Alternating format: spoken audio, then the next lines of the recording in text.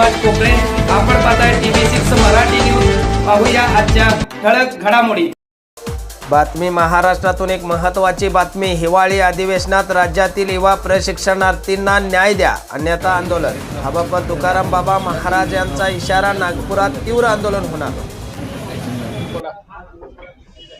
मुख्यमंत्री युवा कार्य परिषदेच्या माध्यमातून महाराष्ट्रामधील तत्कालीन मुख्यमंत्री एकनाथ शिंदे साहेबांच्या माध्यमातून एक चांगली योजना महाराष्ट्रामध्ये आली होती। त्या अनुषंगाने 1,34,000 विद्यार्थ्यांना रोजगार देखील उपलब्ध झाला होता। पण बघता बघता 11 महिने संपून अनेक आंदोलने, अनेक मोर्चे, अनेक या गोष्टी झाल्या।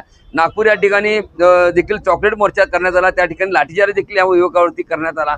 अशा पद्धतीचं नेतृत्वावरती त्या ठिकाणी लाठीचार्ज करण्यात आला। म्हणजे अशा पद्धतीची भूमिका असताना पुन्हा सरकारने ह्या योजनेतील जे मुलं काम करतात त्या मुलांना त्या रोजगार जो आहे त्या ठिकाणी काम करतात ते राहिलं बाजूला, पुन्हा नवीन योजना आणून उद्याच्या 1 तारखेपासून म्हणजे 1 जानेवारीपासून नवीन मुलांना जॉईनिंग करून पुन्हा त्या मुलांना बेरोजगार करण्याचा सरकारने संकल्प केलेला दिसतोय। आहे त्या मुलांना रोजगार कुठं देणार आहेत हे माहीत नाही। आहे त्या मुलांना जे प्रमाणपत्र प्राप्त आहे ते माहीत नाही। पण आहे त्या मुलांना सरकार वाऱ्यावर सोडतंय आणि नवीन योजना आणून पुन्हा सरकार ह्या मुलांचं महाराष्ट्रामधल्या मुलांचं एज म्हणजे जे एज आहे, वय आहे ते एजबार करण्याचं काम सरकार करतंय। मला ह्या सगळ्यांनी सांगा, राज्य सरकार एक फॅक्टरी काढतंय आणि मुख्यमंत्री युवा कार्य प्रशिक्षण गोंडस योजना सरकार पुन्हा काढून महाराष्ट्रातल्या युवकांना पुन्हा बेरोजगार प्रत्येक जिल्ह्यामध्ये अशा पद्धतीची योजना, एक पशु योजना आणून पुन्हा त्या मुलांना रस्त्यावर म्हणजे रस्त्यावर आणण्याचं काम सरकार करते। त्या मुलांचं वय एजबार करून त्या मुलं बाद झाले पाहिजेत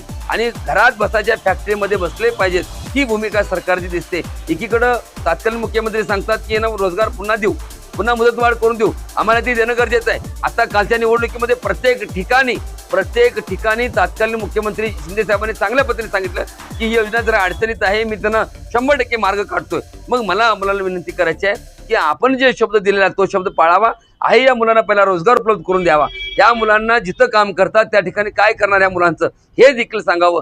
तोरपत्र हे पूर्ण होत नाही तोरपत्र सरकारने महाराष्ट्रामध्ये प्रत्येक जिल्ह्यामध्ये कुठलीही योजना नवीन आणून मुलांची फसवणूक करू नये आणि मुलांना पुन्हा एकदा असं म्हणजे गाजर दाखवू नये, ही माझी सरकारला विनंती आहे। जर असं जर होत असेल तर महाराष्ट्रामध्ये प्रत्येक जिल्ह्यामध्ये ज्या आस्थापनामध्ये जिथं आयुक्त कार्यालय आहे त्या ठिकाणी श्री संत बागडे बाबा मानवमित्र संघटना युवा कार्य प्रशिक्षण महाराष्ट्र राज्य याच्या वतीने टाळे लावून त्याच ठिकाणी अमरण उपोषण करण्याचा देखील इशारा त्या माध्यमातून